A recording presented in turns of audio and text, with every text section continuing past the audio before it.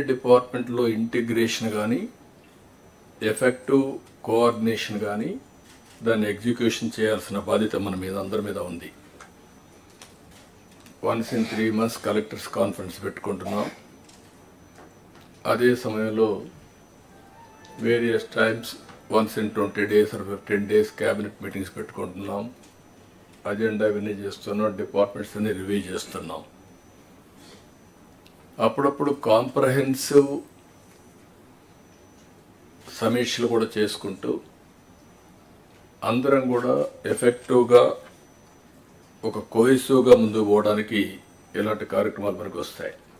ఇక ఈ brain storming session, I can say it is a brain storming session and reorienting hour cells. ఏం చేయబోతామో clarity రావడానికి సమావేశం పెట్టుకున్నాం. 8 నెలలుగా ఎగ్జాక్ట్గా నేను ఎవ్రీ అవర్ క్యాలిక్యులేట్ చేసుకుంటున్నాను. బై టుమారో 12వ తారీఖు నేను ప్రమాణ స్వీకారం చేసి 8 months అవుతుంది. కొత్త గవర్నమెంట్ వచ్చి 8 months అవుతుంది. ఇచ్చిన తీర్పు కూడా మీరు చూస్తే ఒక హిస్టారికల్ మ్యాండేట్ ఇచ్చారు. ఇటీవల కాలంలో ఎప్పుడు కూడా ఇలాంటి మ్యాండేట్ రాలేదు. 93% స్ట్రైక్ రేట్.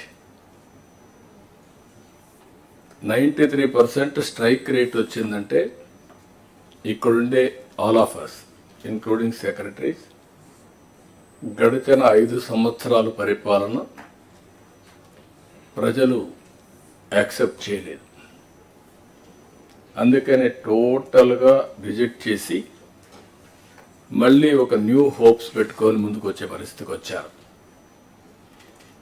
అయితే డిఫరెంట్ టైమ్స్ డిఫరెంట్ ఛాలెంజెస్ ఉన్నాయి, కానీ ఇన్ని ఛాలెంజెస్ ఎప్పుడూ రాలేదు.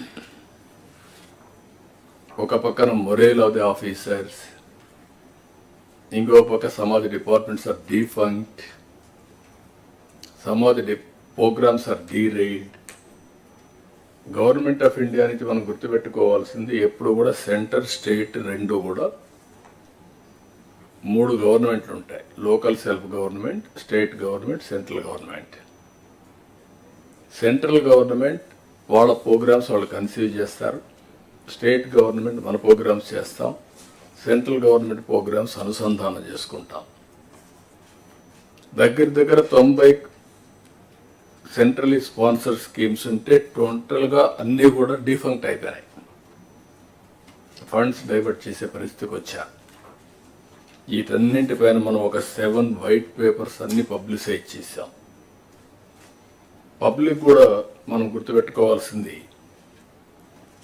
ఒకసారి పనిష్ చేశాం, మీరు వచ్చారు, మొత్తం సరిచేస్తారనే ఉద్దేశంతో మీకు మ్యాండేట్ ఇచ్చామనే అభిప్రాయంతో ఉంటారు.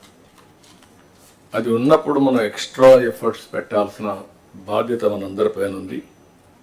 అందుకే